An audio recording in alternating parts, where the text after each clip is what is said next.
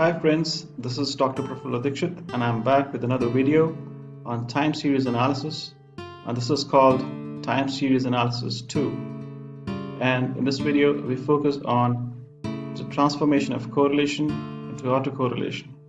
Now you might remember from the last video that we got a feel of what time series analysis or time series itself is, right?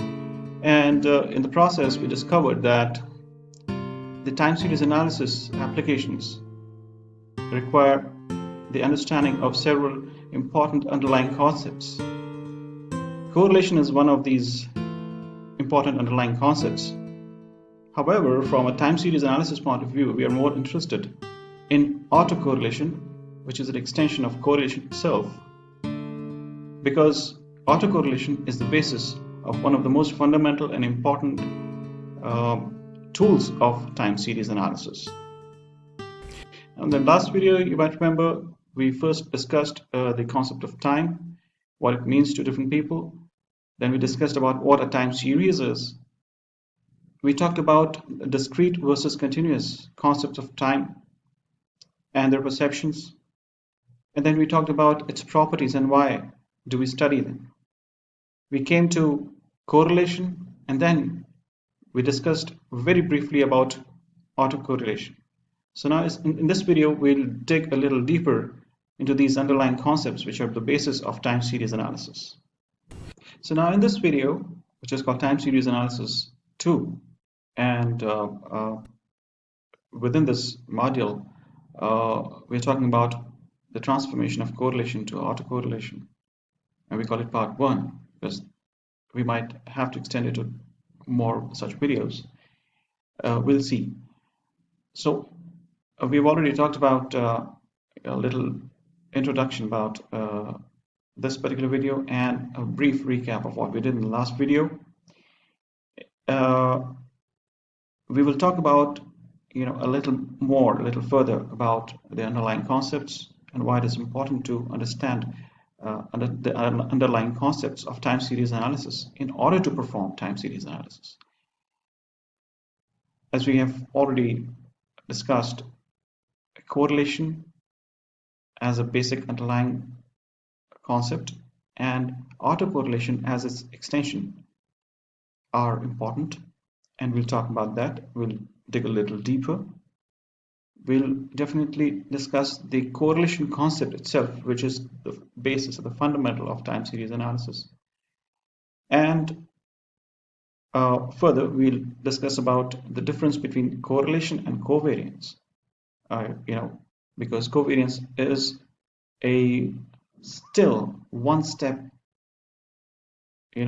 deeper, so to say, concept of correlation, right? So correlation and covariance are related, and we'll see how.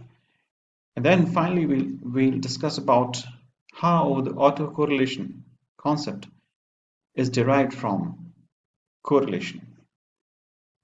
So far we have had an intro and recap of the concepts, and we've discussed the importance of underlying concepts.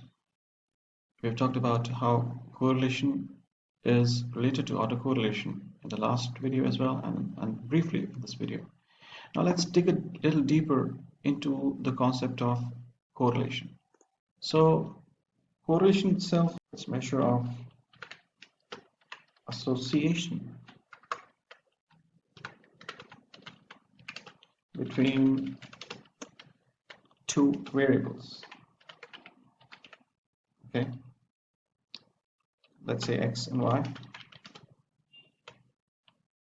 Okay, and then it has certain statistical connotations, and it is usually meant to measure or imply causation,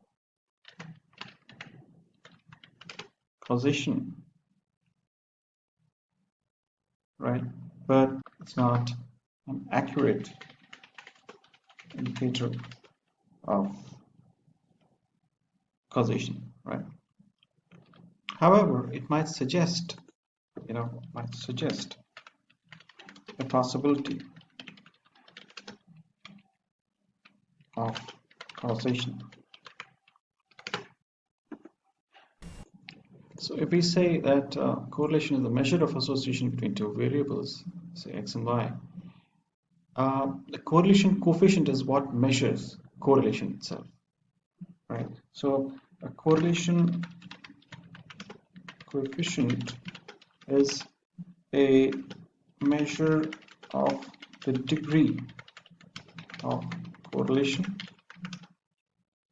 or so to say, the association between two variables, say x and y. So talking about the correlation coefficient, it is usually denoted as R, and it is a statistic which is measured through data, and it typically ranges from -1 to +1, where 0 within this range, the 0 that lies within this range, is indicative of no correlation, and +1 indicates perfect positive correlation. Now, there are different types of correlation coefficients, and the most commonly used is the Pearson's correlation coefficient, which is most commonly denoted as R, as we've seen here. Now, very importantly, the concept of correlation, or even the formula of correlation, is derived from a concept called covariance, which is how two variables or two quantities vary together, right? And correlation is measured as a ratio of the covariance of the two variables divided by the standard deviations, or the product of the standard deviations of the two variables. Now, this brings us to the most important part of correlation, and in fact, correlation coefficient as a measure of correlation. So correlation coefficient, or let's say R, so small r, is defined as, like we said, the covariance of, if there are two variables x and y, x and y, right, divided by the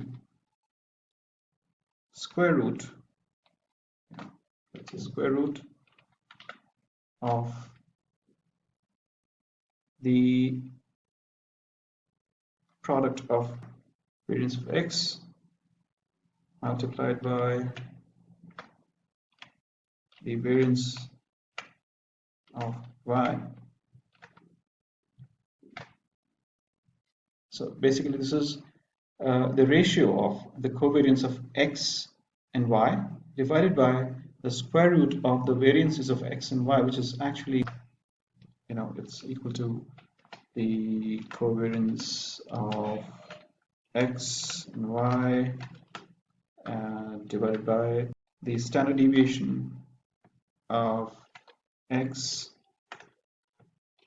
multiplied by the standard deviation of y. Now that's the most important part here. Now we'll see in a moment how this, what is the difference between correlation and covariance, and how this relates to how it is fundamentally the basis of correlation. So we can express it as cor xy equal to covariance of xy divided by the standard deviation of x multiplied by the standard deviation of y. Now we can see a pattern here, right? We can see the difference between correlation and covariance. Covariance is, and correlation, both are the measures of association, or measures of how two variables change over the course of the data, right? And however, covariance it's denoted in terms of in units. It is a quantity with units, right? And in order to standardize it, in order to make it uh, measurable across different situations, we standardize it, and in order to standardize it, we divide it by the standard deviations or the dispersions of the two variables. So correlation is nothing but standardized covariance. So the difference is correlation is nothing but standardized covariance. Now this is the most important part right here. Let me highlight this.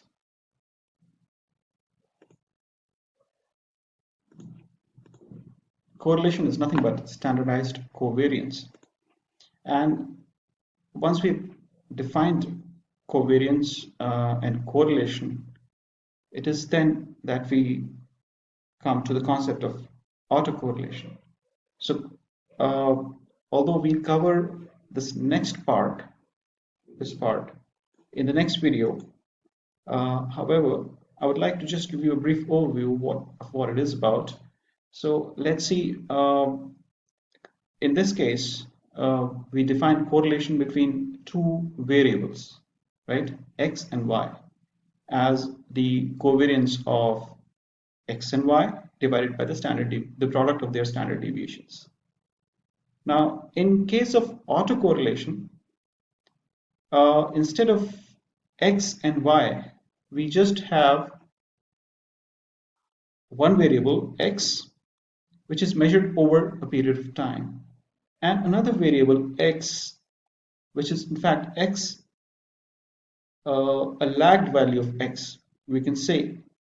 So we can say it's like, we can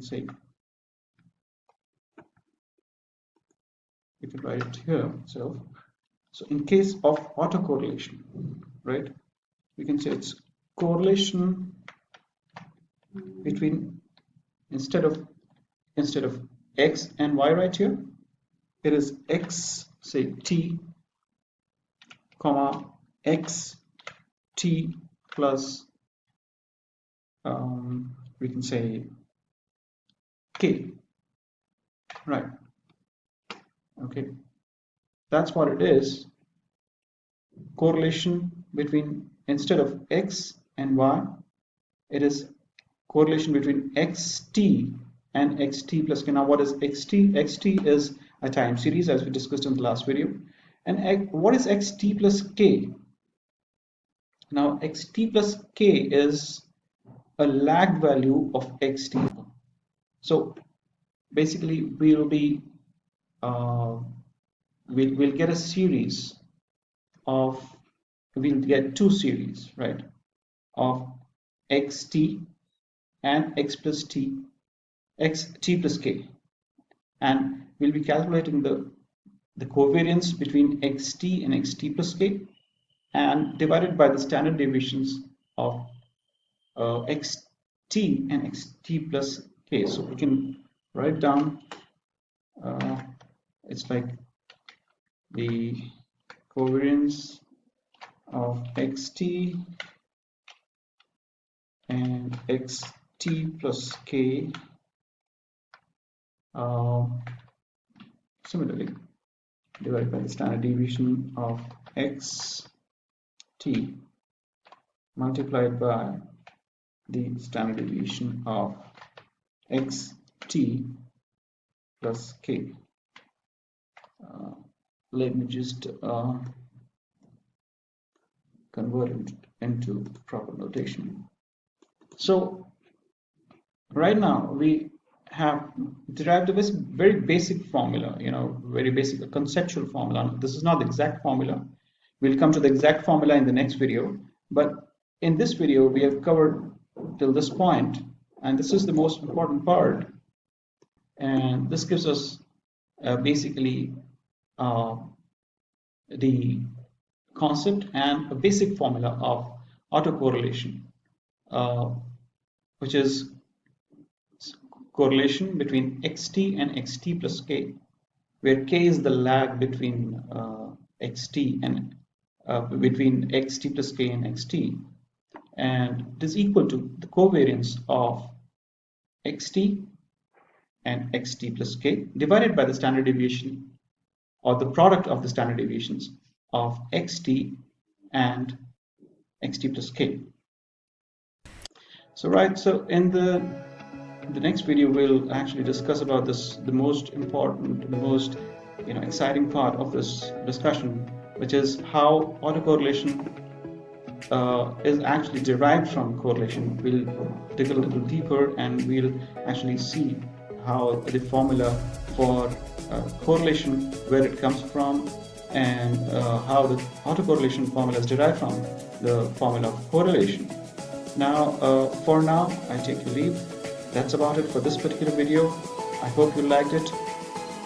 If you really liked it, do give it a thumbs up. Also, if you think it can be useful to anybody, please do share it. And till the next video, thank you, bye bye, and thanks for watching.